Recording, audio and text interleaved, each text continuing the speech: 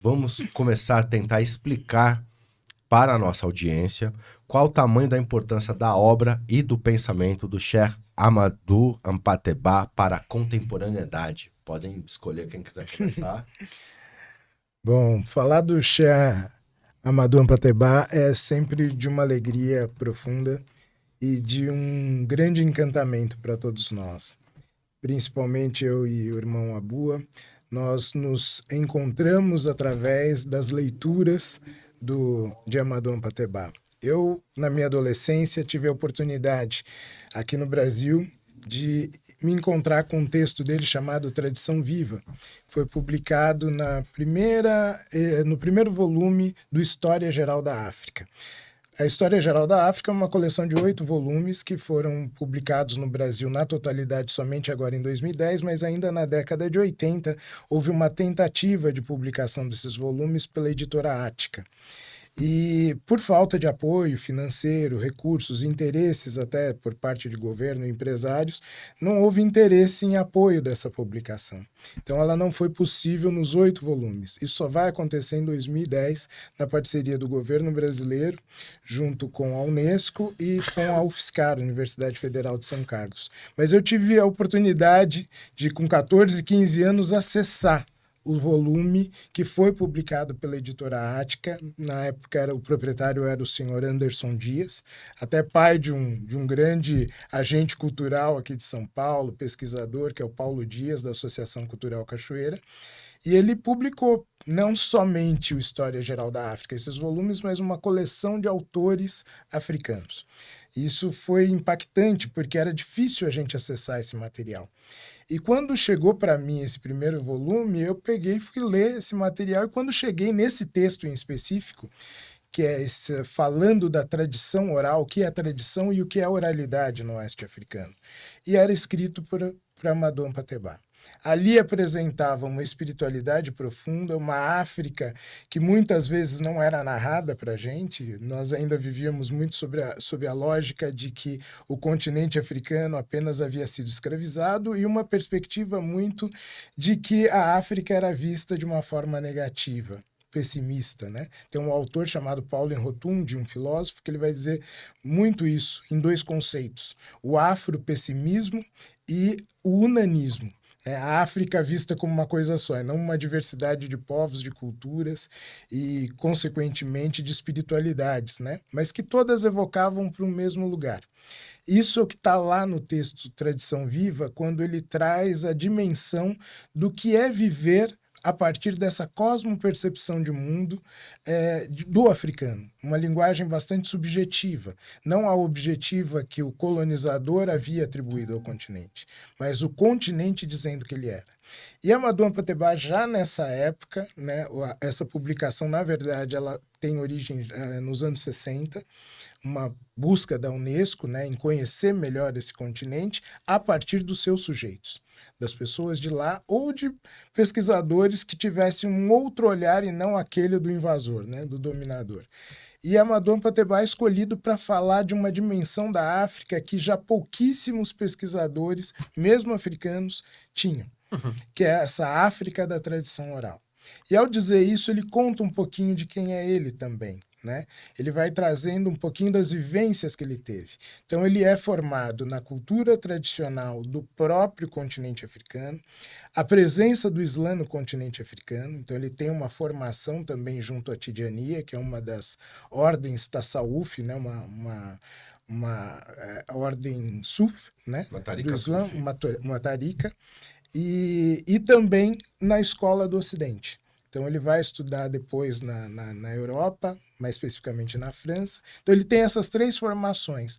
E ele se torna, assim, um grande dinamizador do diálogo entre os povos e do respeito pelas pessoas. Então, é outro grande líder pacifista, um grande líder do encontro, né? Ele propõe jornadas, propõe diálogos na diversidade.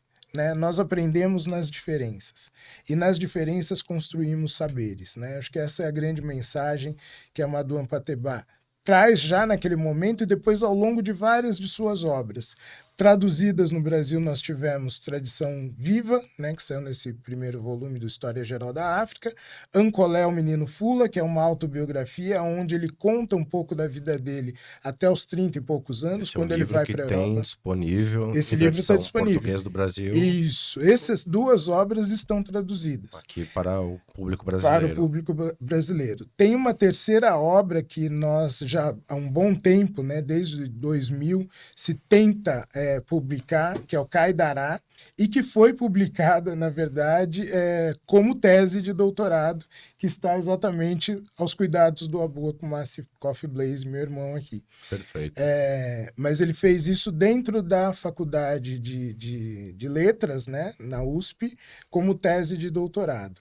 A primeira parte desse livro, eu apresento um pouco mais quem é o Cheikh Amadou Hampâté-Bâ, e apresento também a importância desse pensamento da tradição oral africana para a educação. Nisso eu estava no meu mestrado. Depois do doutorado, eu levo essa perspectiva da oralidade para pensar as culturas afro-brasileiras. Você fez na antropologia o mestrado? Não, o meu é na educação. Tá. Né? A minha graduação em filosofia, mestrado, doutorado na filosofia da educação e o pós-doutorado nas ciências humanas e sociais. Mashallah. E o Mohamed faz o mestrado em letras e o doutorado também, né? Sim.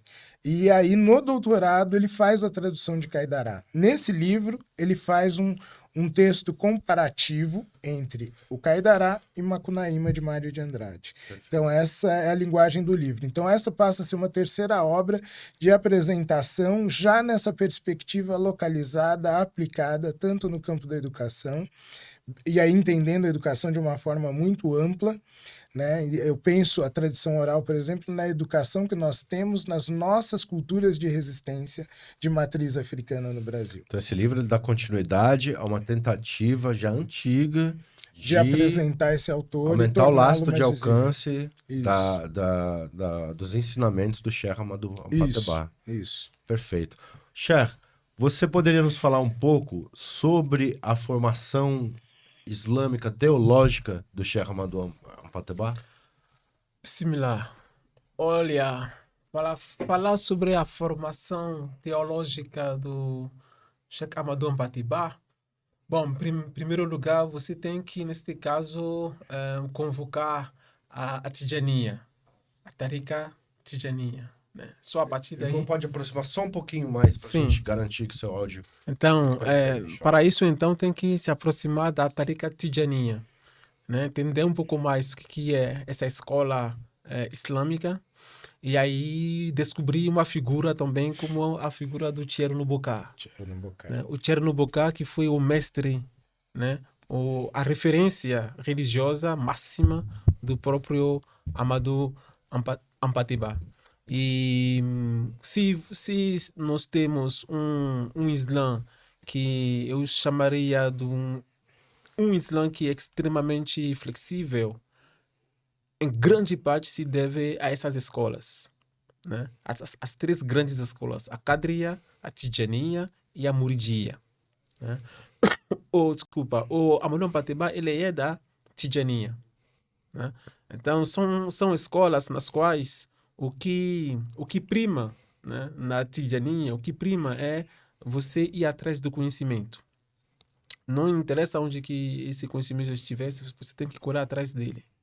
E fazer o que for necessário para adquirir esse conhecimento. Isso é ensinamento do profeta está no do Islã. Né? Exatamente. A Surata 18 é que você encontra essa questão aqui. Mashallah. Né? Onde Moisés ele é instigado a ir atrás do conhecimento. Então, o Amadou Hampâté-Bâ, ele é um filho dessa grande escola. E dentro da própria Tijaniya, ele tem um grau muito elevado, que pouco se fala na verdade. Porque o Amadou Hampâté-Bâ, para nós lá na África, ele é mais considerado como um tradicionalista. Perfeito. Né? Aquele cara que consegue trazer para a África de hoje, trazer para ela o que essa África já foi. Então, se você fala da sabedoria africana, genuinamente africana, o Amadou Hampâté-Bâ não tem como você pular essa figura. Não tem. Se você quer descobrir essa África antiga que não tem esse horizonte da escravidão, você tem que recorrer ao Amadou Hampâté-Bâ. Cheikh Amadou Hampâté-Bâ é passagem obrigatória para quem quer compreender. Exatamente. Não tem por onde. E outra coisa, se você quer entender melhor as multifacetas do Islã, e sobretudo aquela faceta lá da África do Oeste, porque muita gente pode se perguntar por que será que essa África do Oeste nós temos muitos muçulmanos nessa região, desde o Senegal, Guiné, Mali. Você tem que passar pelo Amadou Hampâté-Bâ. Perfeito.